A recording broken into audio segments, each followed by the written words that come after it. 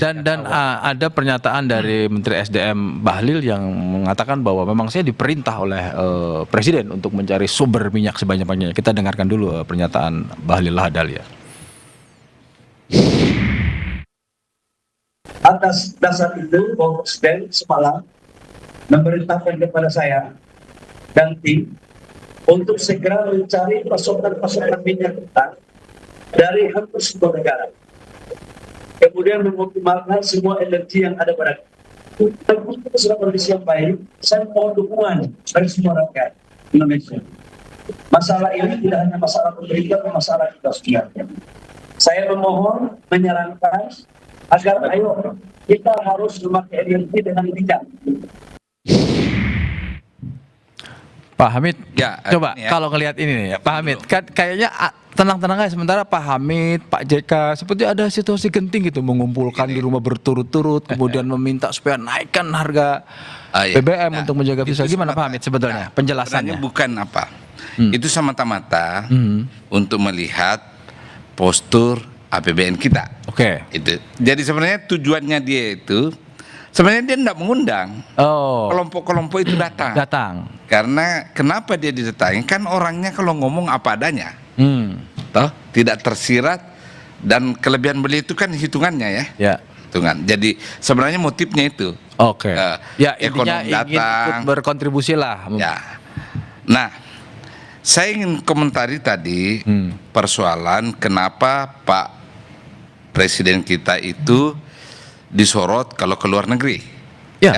Ya karena kan sederhana, karena seperti seolah-olah ini antitesa ini. Iya. Presiden sebelumnya itu sangat pasif keluar. Itu satu sisi. Ya. Pak Presiden Pak Prabowo itu aktif sekarang. Jadi orang melihat, loh, apalagi nih? Ada apa? Padahal sebenarnya tujuannya bagus. Kenapa Pak Hamid? Kan ini berbarengan dengan instruksi Presiden soal efisiensi dan semua daerah merasakan. Kemudian orang melihat, ini kan mesti dijelaskan bahwa kenapa Presiden setiap hampir 2 minggu ke luar negeri. Nah, sampai akhirnya kemarin menjelaskan salah satunya untuk menggunakan minyak. Gitu. Ya, pasti ada berapa sih tingkat efisiensinya kalau Presiden ke luar negeri? Kan beda. Gitu.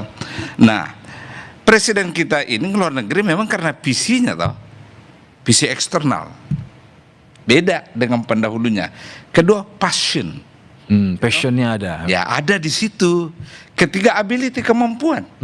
Dia bisa bercakap dengan leluasa. Kemampuan berbahasa asing. Kemudian exposure-nya memang exposure yang cocok di luar negeri dan sebagainya dan seterusnya.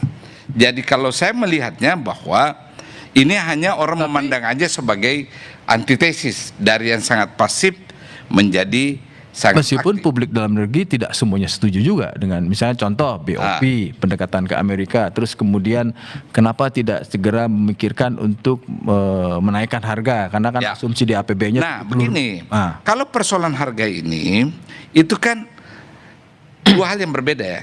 Satu hitungannya adalah matematik, satu hitungannya adalah saya mau melihat rakyat saya dulu tenang. Saya tidak mau membuat rakyat saya tiba-tiba mengeluarkan uang begitu banyak untuk BBM. Jadi kita tidak bisa mengatakan yang mana yang salah. Satu menggunakan hitungan, satu menggunakan visi populisme. Nah itu ya. Nah kembali ke soal tadi itu, soal kenaikan harga BBM, semata-mata hitungannya Pak JK itu adalah hitungan APBN.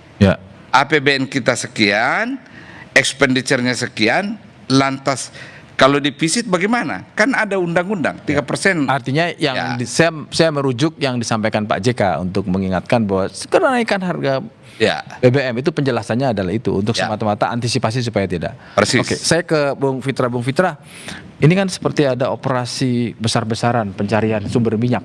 Kalau tadi dari Pak Bahlil, terus kemudian tadi penjelasannya bahwa udah dengan Singapura, udah dengan Malaysia.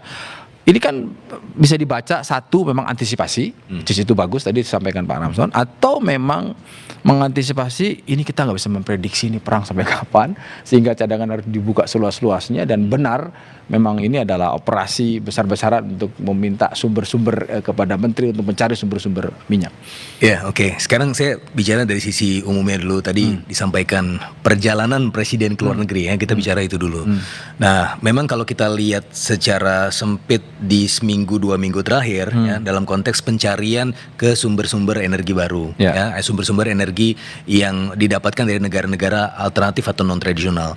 Tapi yang secara umum ya, kalau kita lihat ya, kebutuhan investasi kita untuk mengejar pertumbuhan ekonomi 8%, hitung-hitungannya adalah 10.000 triliun at the very least. Itu dibagi menjadi ICT, energy, water sanitation, water resources, transportation, sama housing. Nah, maksimum yang bisa digunakan di luar negeri, di dalam negeri, kapasitas maksimumnya 3.000 triliun.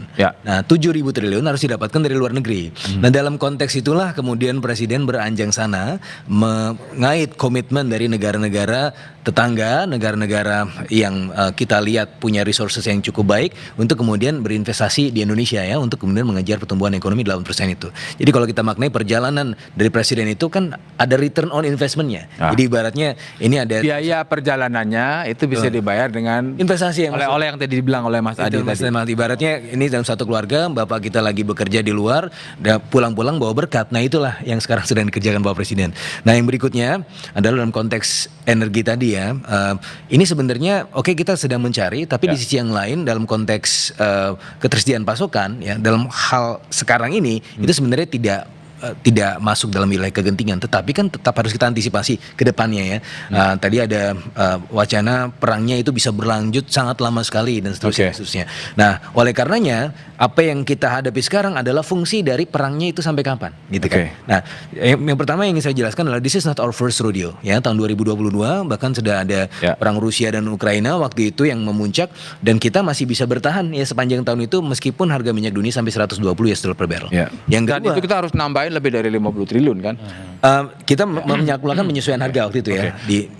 Saya mau ke Pak Ramson kalau gitu Komisi 12 juga setuju bahwa belum saatnya menaikkan harga BBM atau punya analisa lain. Tapi jawabannya ditahan dulu, kita akan kembali setelah yang satu ini. Tetaplah bersama Satu Meja The